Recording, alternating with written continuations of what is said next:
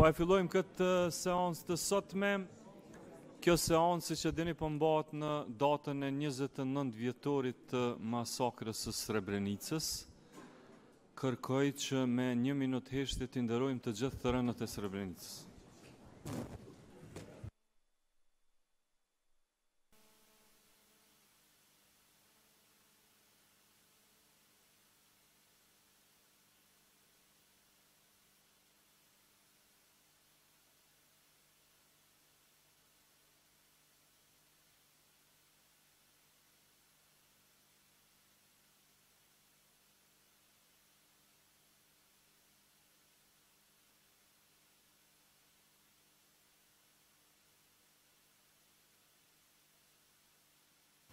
Lavdi, u kujtofshin gjithmonë.